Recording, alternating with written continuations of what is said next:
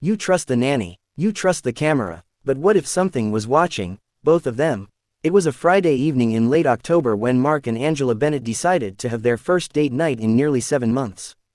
Their newborn, Olivia, was just 6 months old, and sleep had become a luxury neither parent remembered. They loved their daughter more than anything, but they needed a break. So they called Ellie, the 19-year-old babysitter who had been helping out every other weekend since the birth.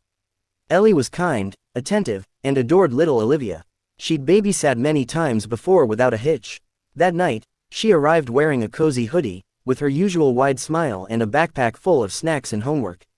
As Angela handed over baby instructions and Mark checked the new nanny cam, an inconspicuous black orb mounted on the bookshelf, they both felt completely at ease. Dinner was downtown. The vibe was relaxed. For once, no spit up on Mark's shirt, and Angela wore real earrings. Halfway through their meal, Mark opened the nanny cam app on his phone, just to peek. There was no sound, but the video was clear. Ellie sat on the couch, holding Olivia gently in her lap, humming something cheerful. Everything looked perfect, but then Angela leaned over Mark's shoulder and squinted. Wait, go back. Mark rewound a few seconds. In the hallway mirror behind Ellie, a dark figure stood motionless. At first glance, it seemed like a shadow. But the shape was too solid, too defined. Shoulders, head, arms hanging down. It stood just a few feet behind Ellie, and she hadn't moved an inch. Mark's breath caught. Is someone else in the house? Angela's heart pounded as she dialed Ellie's number. No answer. The couple raced home. Angela was already calling 911 before they hit their driveway. Inside, everything was quiet. Olivia was asleep in her crib. Ellie sat cross-legged on the nursery floor, eyes wide as if she'd just woken up. She blinked slowly, looking up at Angela as if unsure who she was. Ellie, are you okay? Did someone come in the house? Angela asked, her voice shaking. Ellie frowned. No, I don't think so. Mark showed her the video. Her face turned pale. I didn't see anyone, she whispered. I don't remember even sitting in the nursery. You were singing, Mark added. You looked fine, but you never turned around. The thing, it was right behind you. Ellie stared at the video, hand clamped over her mouth. I was in the kitchen getting juice for Olivia, and then, I was here. I don't remember the last hour. At all. Angela asked if she felt sick. If she needed to sit.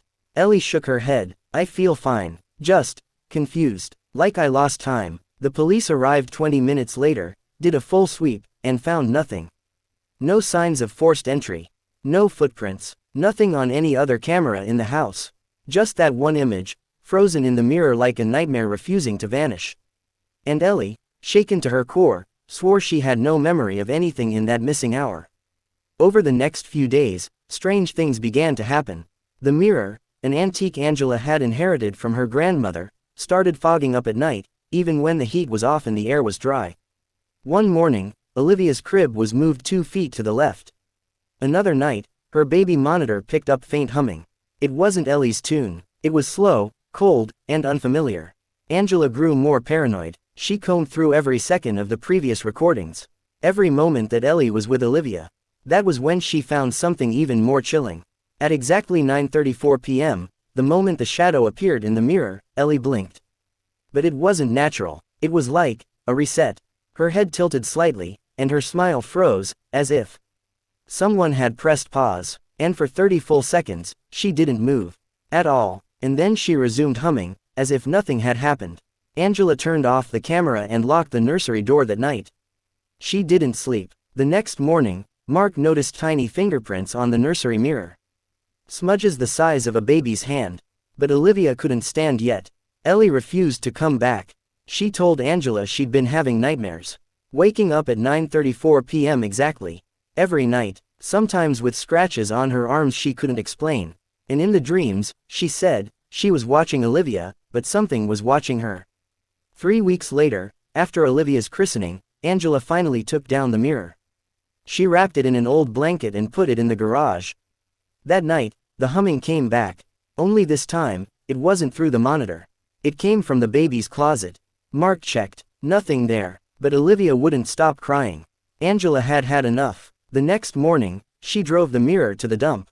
On the way, she glanced into her rearview mirror and nearly swerved off the road. For a split second, she saw a figure in the backseat. Pale face, black eyes. When she turned, no one was there. The mirror was gone, but the house still didn't feel right.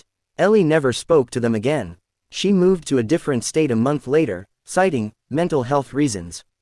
And Olivia, she's fine now, growing, laughing, sleeping better. But every once in a while, at 9:34 p.m., she turns to the empty corner of her room and waves. The footage of the sitter cam incident was never released publicly. But the image of the figure in the mirror, briefly uploaded by mistake to a cloud account, was shared once on a dark web forum. Most thought it was fake. But for those who've seen the original clip, there's one detail they never forget. The figure in the mirror. It was smiling.